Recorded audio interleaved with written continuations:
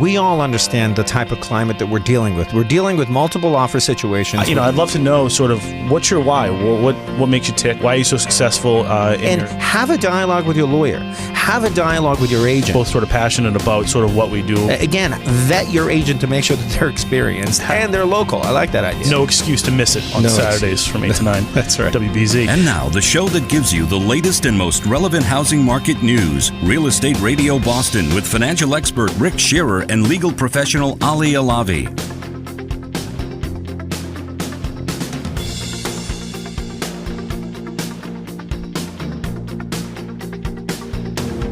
I want to challenge this for a minute. Go ahead. Let me just, because a lot of people also have a stigma that that obviously there's a toll when you get over there, but residences get 40 cents. 40 cents. Right. Yeah. Not a big deal. Not a big deal. All right. Just want to get that out there. Go ahead. No, that's Mr. good. Alavi. It's a good point. Yeah. But let me challenge you on this. I mean, the basic rule. There's 3 basic rules in real estate as far as purchasing real estate, and those are location, location, location. Correct. Right.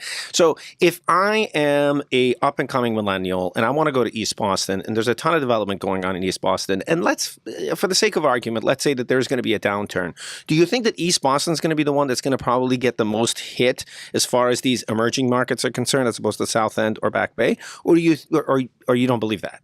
I don't think so. There's so much going on over there. If you take a walk along the waterfront, you're going to see cranes everywhere. There's condos, there's apartments, there's hotels going in, there's great new restaurants opening up.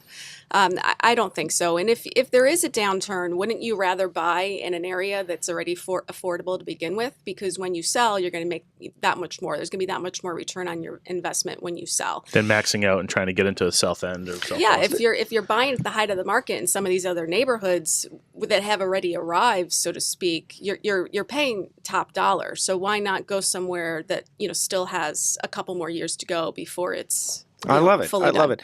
I mean, one of the things that you mentioned very briefly is that these emerging markets have amenities that a lot of people don't necessarily know about. Right. I mean, there are certain gems with regards to these emerging markets that we're talking about. Getting back to, I think, the original question that Rick was talking about with regards to divorce, these are married couples now. Yeah. We're not dealing with domestic partners. Correct. Married couples, the division of assets by a judge. I mean, if we are married and we want to divide our assets, we can do what we wish with it as long as we're in agreement. Absolutely. Am I right?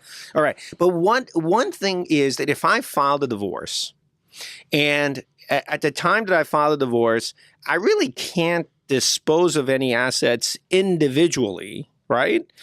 Unless I'm in agreement with my ex-to-be. Correct. And actually, as soon as a divorce is filed, part of that summons that you're served with specifically has a freeze on all marital assets, except for day-to-day living. Mm-hmm. So technically, you can't transfer anything, you can't sell anything, you can't mortgage anything, you can't do anything without either a court order or, I tell people, absolutely something in writing from your spouse. So you can't say, hey, I filed for divorce. I'm buying that Maserati now that she said I couldn't buy. You can't do that. You cannot. So I run into a lot of this where you've got people in this limbo situation where they've filed for divorce and they're meeting with their attorneys and writing different things up. But now one of the spouses has moved out and maybe they're renting.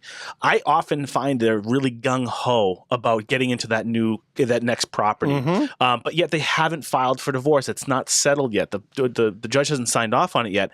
What do you tell people that are so gung-ho to buy property when they haven't even finished the divorce process yet? I tell them that they can't. Right. So if people have a lot of assets and it's not going to impact the total picture down the road, I will sit down with the other attorney and we'll make an agreement, which we would call a temporary order. We make it part of the court order.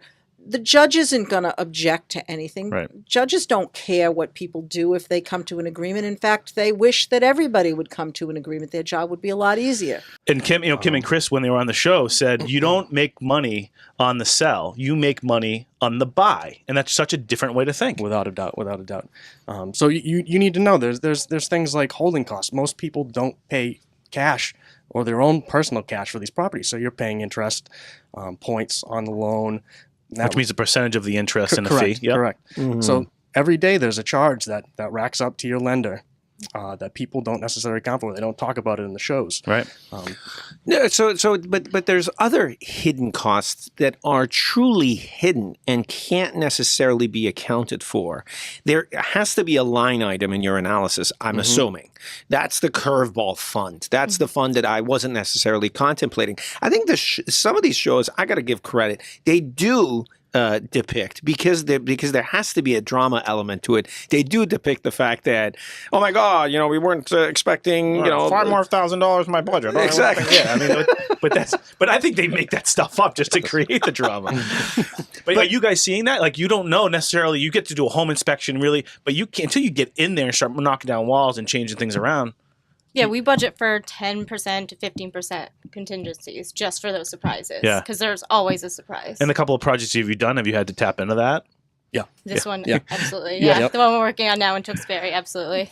All right, so let's actually talk about that. You've gone through a number of these projects. You've faced some level of adversity, and without adversity, there won't be enough learning experience, in my opinion. You got to do it to be able to learn, and that experience is priceless. One of the things that I think Brownstone taught you guys was to be able to have ironclad contracts in place when you're dealing with your general contractor, and I think that's something that you guys implemented early on in the process. Yep. And it was valuable for you, wasn't it? Because you've been able to fall back on those contracts and actually enforce the terms, right? Without a doubt.